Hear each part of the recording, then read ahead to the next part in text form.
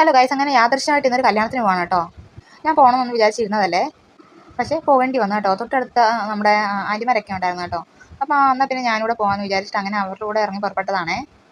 ഞാനാണെങ്കിൽ ചെറിയ ഡയറ്റിലൊക്കെയാണ്. എന്തായാലും ഇനി പോയാൽ സദ്യയും കാര്യങ്ങളൊക്കെ കഴിക്കേണ്ടി വരും. എന്ത് ചെയ്യാനെന്ന് പറയണേ. അപ്പോൾ ഇതാണ് നമ്മുടെ തൊട്ടടുത്ത് തന്നെയുള്ള ഒരു 2 മിനിറ്റ് അങ്ങോട്ട് നടന്നാൽ മതി കേട്ടോ. ക്യാം ഓഡിറ്റോറിയം ആണേ. ഞാൻ ഇതുവരെയായിട്ട് ഇവിടെ കയറിയിട്ടില്ല കേട്ടോ. കല്യാണമൊന്നും വരാഞ്ഞിട്ടല്ല, അങ്ങനെ പോകാനുള്ളൊരു ചാൻസ് കിട്ടിയില്ല. അപ്പം ഞാൻ ആദ്യമായിട്ടാണ് ഈ ഒരു ഓഡിറ്റോറിയത്തിൽ വരുന്നത് കേട്ടോ. അതേ നമ്മുടെ ആദ്യം തന്നെ നമ്മുടെ ഗണേശൻ്റെ വിനായകൻ്റെ മൂർത്തിയൊക്കെ ഉണ്ട് കേട്ടോ. അകത്താണെങ്കിലും നല്ല ഇഷ്ടം പോലെ സെൻട്രലൈസ്ഡ് AC അതുപോലെ നല്ല സിറ്റിംഗ് അറേഞ്ച്മെൻറ്റ്സും ഇഷ്ടം പോലെ ആൾക്കാർ കുറവാണെന്ന് പറഞ്ഞു. പക്ഷേ ഒരുപാട് സ്പേസ് ഉള്ളതുകൊണ്ടാണെന്ന് തോന്നുന്നു കേട്ടോ നമുക്ക് ആൾക്കാർ കുറവായിട്ട് തോന്നിയത്. ആദ്യം നമ്മൾ നമുക്ക് സീറ്റൊന്നും കിട്ടിയില്ല. അത് കഴിഞ്ഞ് കുറച്ചുകൂടെ ഫ്രണ്ടിലോട്ട് വന്നപ്പോൾ നമുക്ക് സീറ്റ് കിട്ടി കേട്ടോ. ഇതാണ് കുറച്ചുകൂടെ സൂമിലെടുത്തതാണ്. നമ്മളവിടെ ചെന്നപ്പോഴേക്കും ചെറുക്കനും പെണ്ണൊക്കെ ഇങ്ങനെ വന്നിട്ട് അവിടെ പ്രയറും കാര്യങ്ങളൊക്കെ നടക്കുന്നേ ഉള്ളായിരുന്നു കേട്ടോ. അപ്പോഴാണ് പെട്ടെന്ന് ഞാൻ ഒരാളെ ശ്രദ്ധിച്ചത്. ഇത് നിങ്ങൾ കണ്ടോ, ഒരു വയലിനിസ്റ്റ്. ഞാനിപ്പോൾ ആദ്യമായിട്ടാണ് കേട്ടോ ഒരു മാരേജിന് ഇങ്ങനെ കാണുന്നത്. നിങ്ങൾ ആരെങ്കിലും നേരത്തെ ഇങ്ങനെ കണ്ടിട്ടുണ്ടെങ്കിൽ ഒന്ന് കമൻറ്റ് ചെയ്തേക്കണേ. എന്തായാലും എനിക്ക് ഒരുപാട് ഇഷ്ടപ്പെട്ടു. അതുകൊണ്ട് തന്നെ ഒരു 2 മിനിറ്റ് നേരത്തെ ഒരു 1 മിനിറ്റ് നേരത്തെ ഇങ്ങനെ പുതിയ തന്നെ ഫോക്കസ് ചെയ്തുകൊണ്ടിരിക്കുകയായിരുന്നു കേട്ടോ.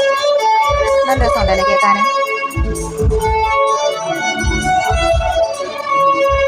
അപ്പോൾ അങ്ങനെ പെണ്ണും ചെറുക്കനൊക്കെ മാലയിടാനുള്ള സമയമായി കേട്ടോ. അപ്പോൾ അങ്ങനെ എല്ലാം നീരൊക്കെ മേടിച്ചിട്ട് ആ പെണ്ണ് മാലയിട്ട് കഴിഞ്ഞോട്ടോ. മാലയിട്ട് കഴിഞ്ഞിട്ടാണ് താലികെട്ട്.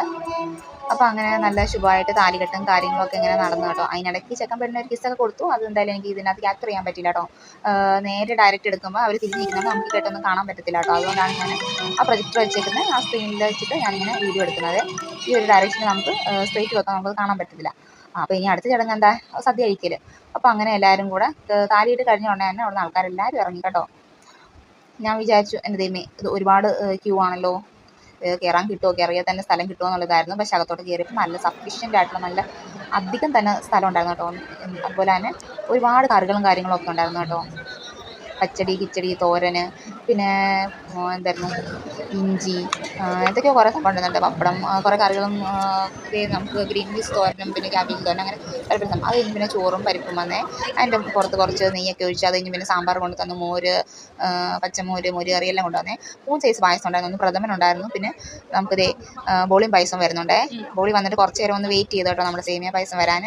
ഞാൻ ഇതുവരെ ഈ ഒരു കോമ്പിനേഷൻ പണ്ട് എപ്പോഴോ ഏതോ ഒരു കല്യാണത്തിന് കഴിച്ചു കേട്ടോ. പിന്നെ ഇതുവരെ കഴിച്ചിട്ടില്ല. കഴിക്കണമെന്ന് ഭയങ്കര ആഗ്രഹം ഉണ്ടായിരുന്നു. ഡയറ്റായിരുന്നു, എന്നാലും അതൊക്കെ കുറച്ച് തട്ടി കേട്ടോ. കുറേശ്ശേ ഇട്ടുള്ളൂ. പിന്നെ അതേ പരിപ്പ് പായസം ഉണ്ടായിരുന്നു.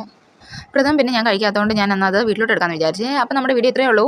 സബ്സ്ക്രൈബ് ചെയ്യാത്തവർ മറക്കാതെ സബ്സ്ക്രൈബ് ചെയ്യണം കേട്ടോ. ലൈക്കും കമൻറ്റും ഷെയർ ചെയ്യണേ. അപ്പോൾ നമ്മുടെ വീഡിയോ ഇത്രയേ ഉള്ളൂ. Tata, bye, take care.